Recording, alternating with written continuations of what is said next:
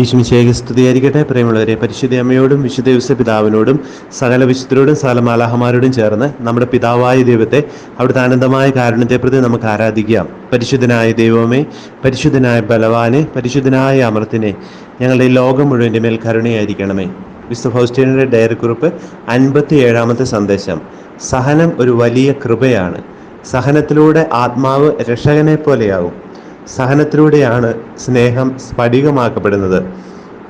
എത്രമാത്രം സഹിക്കുന്നുവോ അത്രമാത്രം സ്നേഹം പവിത്രമാകുന്നു.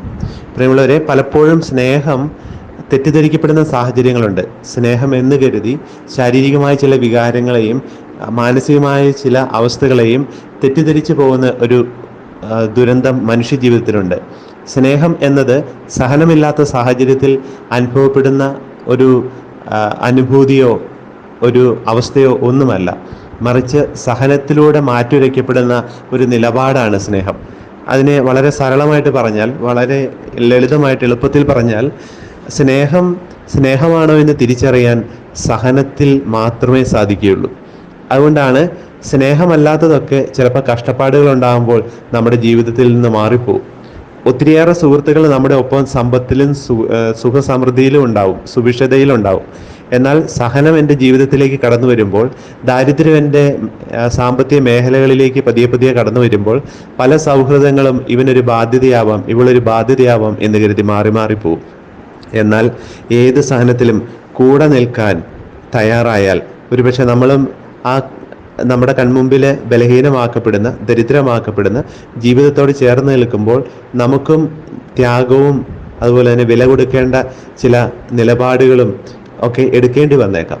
പക്ഷേ ആ സഹനത്തിലും ഞാൻ ആ വ്യക്തിയോടുള്ള സ്നേഹത്തിൽ കൂടുതൽ കൂടുതൽ നിലനിന്നാൽ, കൂടുതൽ കൂടുതൽ ഉറപ്പോടെ ചേർന്ന് നിന്നാൽ, അതിൻ്റെ അർത്ഥം എൻ്റെ സ്നേഹം സഹനങ്ങളിൽ മാറ്റുരയ്ക്കപ്പെടുകയും സഹനത്തെ അതിജീവിക്കുകയും ചെയ്തുകൊണ്ടിരിക്കുക.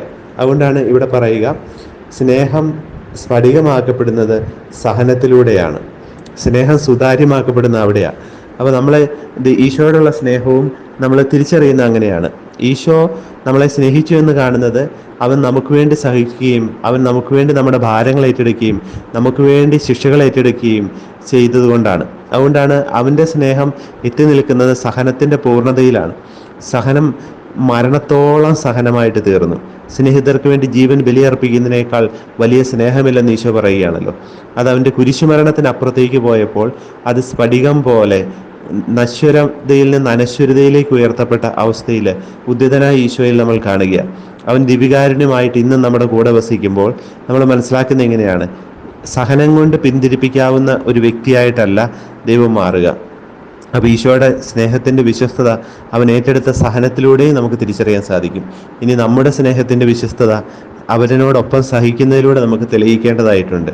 അതുതന്നെയാണ് കാരുണ്യപ്രവൃത്തികളിൽ നമ്മൾ കാണുക. നമ്മുടെ അധ്വാന ഫലം, നമ്മുടെ സമയം, നമ്മുടെ സൗന്ദര്യം, നമ്മുടെ സാഹചര്യങ്ങൾ എല്ലാം എൻ്റെ ചുറ്റുമുള്ള ദാരിദ്ര്യത്തിൽ കഴിയുന്നവനിലേക്ക് പങ്കുവെക്കുമ്പോൾ എൻ്റെ സ്നേഹവും മാറ്റുരയ്ക്കപ്പെടുകയാണ്. എൻ്റെ സ്നേഹവും സഹനത്തിലൂടെ സ്ഫടികമാക്കപ്പെടുകയാണ്. നമുക്ക് ഈശോയോട് പറയാം, ഈശോയെ, അങ്ങയുടെ തിരുഹൃദയം പോലെ എൻ്റെ ഹൃദയത്തെ മാറ്റണമേ.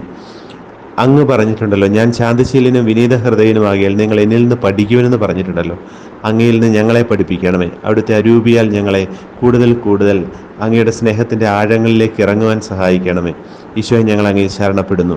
നമ്മുടെ കർത്താവ് യേശു മിശിഹായുടെ കൃപയും പിതാവായ ദൈവത്തിൻ്റെ സ്നേഹവും പരിശുദ്ധാത്മാവിൻ്റെ സഹവാസവും നമ്മെല്ലാവരോടും കൂടെ ഉണ്ടായിരിക്കട്ടെ, ഇപ്പോഴും എപ്പോഴും എന്നേക്കും.